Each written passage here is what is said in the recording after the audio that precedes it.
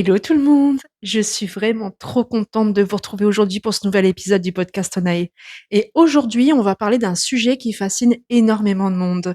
Les heures miroirs, les synchronicités, les répétitions étranges, les fameux signes de l'univers. Tu sais, les 11h11, 22h22, les plumes, les chansons qui tombent au bon moment, les personnes auxquelles on pense, puis qui réapparaissent. Bref, tous ces moments où on se dit bon, OK, là, c'est quand même bizarre. Parce que je pense sincèrement qu'on a tous déjà vécu ce genre de situation. Tu penses à quelqu'un, bim, la personne t'écrit. Tu traverses une période compliquée et tu tombes exactement sur une phrase qui répond à ce que tu ressens. Tu vois toujours les mêmes chiffres pendant plusieurs jours. Ou alors, tu vois tellement d'heures miroirs que tu finis par regarder ton téléphone avec méfiance. Et aujourd'hui, j'avais vraiment envie qu'on parle de tout ça, avec profondeur, avec simplicité, avec humour aussi, mais surtout avec beaucoup de discernement. Parce que je pense qu'il existe parfois des synchronicités très troublantes. Mais je pense aussi qu'Internet pousse énormément les gens à tout interpréter. Déjà, il faut comprendre une chose importante. Le cerveau humain adore chercher du sens. C'est naturel. Notre cerveau fonctionne énormément par association, répétition et schéma. Par exemple, quand tu achètes une voiture rouge, soudainement, tu vois des voitures rouges partout. Alors qu'en vrai, elles étaient déjà là avant. Ton cerveau les remarque simplement davantage. Et avec les heures miroirs ou les synchronicités, c'est parfois un peu pareil. Quand on commence à porter son attention sur quelque chose, on finit par le remarquer beaucoup plus. Mais attention, je ne pense pas non plus que tout soit forcément juste du hasard, parce que certaines synchronicités sont quand même vraiment troublantes. Parfois, le timing est tellement précis que forcément, ça interpelle. Et je pense que ce qui nous marque le plus dans les synchronicités, c'est souvent l'émotion liée au moment. Par exemple, quand on traverse une période difficile, quand on cherche des réponses, quand on est perdu, quand on vit une séparation, un changement, un deuil ou une remise en question. Dans ces moments-là, on devient beaucoup plus attentive à ce qui nous entoure. On cherche du sens, on cherche des réponses, on cherche parfois un peu de réconfort aussi. Je vais vous raconter quelque chose qui m'a énormément marqué. Quand notre ami est décédé récemment, on était sur la route pour aller au parc Astérix avec les enfants.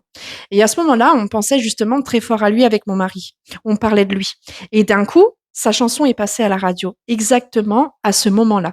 Alors évidemment, je ne suis pas là pour dire c'est une preuve absolue, mais franchement, ce genre de moment, ça interpelle énormément intérieurement.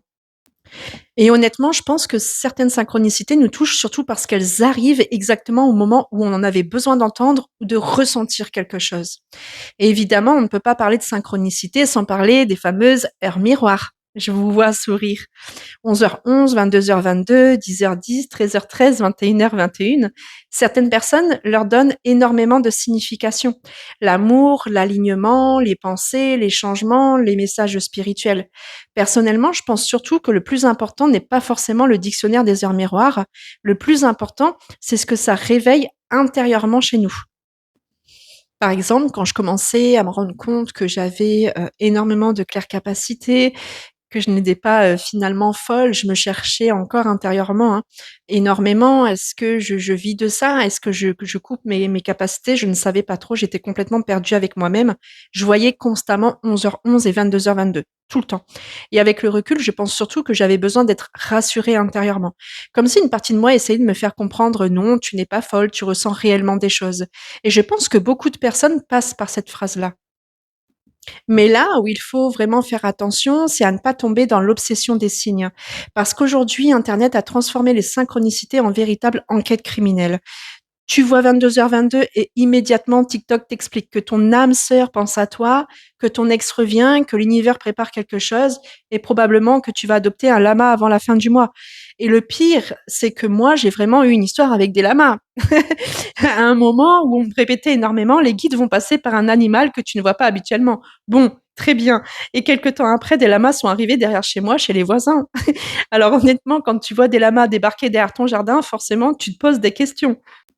Mais voilà justement où il faut garder du discernement, parce qu'une spiritualité saine ne devrait jamais nous rendre dépendantes des signes. Sinon, certaines personnes finissent par attendre des validations partout, analyser chaque détail, avoir peur de rater un message, ou ne plus prendre de décision seule. Et mentalement, ça peut devenir extrêmement lourd. Je pense aussi qu'il y a une énorme différence entre une intuition, une synchronicité, une obsession mentale. Une intuition, comme je te le disais dans les épisodes précédents, c'est souvent calme. L'intuition ne force force pas, ne panique pas et elle arrive naturellement, tu vois? Alors qu'une obsession, bah, ça va tourner en boucle, elle cherche constamment une validation extérieure et aujourd'hui, beaucoup de personnes confondent intuition, anxiété, intuition, obsession, intuition, stress, peu importe. Je pense aussi qu'il faut parler des flammes jumelles parce qu'internet est rempli de contenu là-dessus et parfois certaines personnes, pardon, interprètent absolument tout comme un signe cosmique.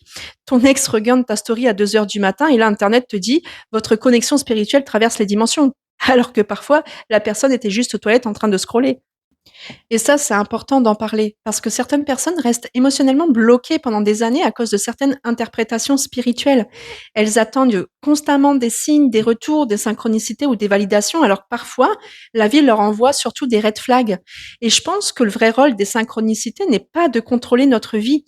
Je pense surtout qu'elles peuvent parfois attirer notre attention, nous pousser à ralentir, nous faire réfléchir ou nous reconnecter à nous-mêmes. Parfois, le vrai signe, ce n'est pas forcément ton destin cosmique arrive. Parfois, le vrai signe, c'est surtout va dormir, va communiquer, va prendre soin de toi, va arrêter de retourner voir le profil de ton ex toutes les 12 minutes.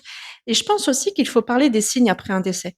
Certaines personnes parlent des rêves, de chansons, de papillons, d'odeurs, de sensations particulières ou de présences très apaisantes. Par exemple, moi, je vois énormément de papillons blancs dans certaines périodes très particulières. Et même si chacun a ses croyances, je pense que certains signes peuvent profondément réconforter. Je vais aussi vous raconter quelque chose d'assez troublant. Quand on parle parfois d'un certain défunt avec mon mari, on a un néon sous l'évier de la cuisine qui se met à clignoter extrêmement fort, même quand on est, même quand on éteint ou qu'on rallume. Et souvent, ça continue jusqu'au moment où je dis: «OK, on a compris, merci beaucoup». Et là, plus rien. Alors encore une fois, je ne suis pas là pour dire que tout est paranormal, mais ce sont des expériences qui marquent forcément. On peut aussi parler de la manifestation, parce qu'aujourd'hui, énormément de personnes associent synchronicité et manifestation. Et je pense qu'il existe une énorme différence entre croire en ses projets, travailler son énergie, avoir confiance et visualiser positivement. Et penser que l'univers va tout faire pendant qu'on reste sous un plaid à regarder des séries Netflix. La manifestation fonctionne surtout quand il y a une intention, une énergie, mais aussi des actions concrètes derrière. Parce que visualiser une nouvelle vie sans jamais rien changer, ça ne fonctionne pas. Je pense sincèrement que les plus beaux signes sont souvent ceux qui nous apportent de la paix, de la clarté, de la confiance ou un vrai alignement intérieur. Pas ceux qui nous rendent anxieux. Donc oui, je pense qu'il existe parfois des synchronicités très troublantes. Oui, je pense que certaines choses peuvent profondément résonner. Oui, je pense qu'on peut écouter son intuition. Mais je pense aussi qu'il faut garder son discernement, son équilibre et surtout sa liberté intérieure. Parce qu'au fond, une spiritualité saine devrait nous aider à vivre plus sereinement. Pas à passer notre journée à analyser pourquoi on a vu 17h17 pendant qu'on faisait cuire des pâtes. Et d'ailleurs, pour les personnes qui souhaitent développer davantage leur intuition, leur ressenti ou leur compréhension des synchronicités, je propose aussi le cours Développer son intuition et ses capacités directement sur mon site Onaï. Le but est vraiment d'apprendre à mieux comprendre son fonctionnement intérieur, ses ressentis et son intuition tout en gardant les pieds sur terre et du discernement. Je propose également des accompagnements et des guidances autour de l'intuition, de la compréhension de soi et du chemin spirituel pour les personnes qui ressentent le besoin d'aller un peu plus loin dans leur évolution personnelle. En tout cas, j'espère sincèrement que cet épisode vous aura plu. N'hésitez pas à me dire en commentaire, est-ce que vous croyez aux synchronicités? Est-ce que vous voyez souvent des heures miroirs, des répétitions ou bien des signes? Ou est-ce que parfois vous vous dites, bon, là mon cerveau abuse un peu quand même, hein. Et surtout, prenez soin de votre énergie, de votre intuition et de votre paix intérieure. On se retrouve très vite pour un prochain épisode du podcast Onaï.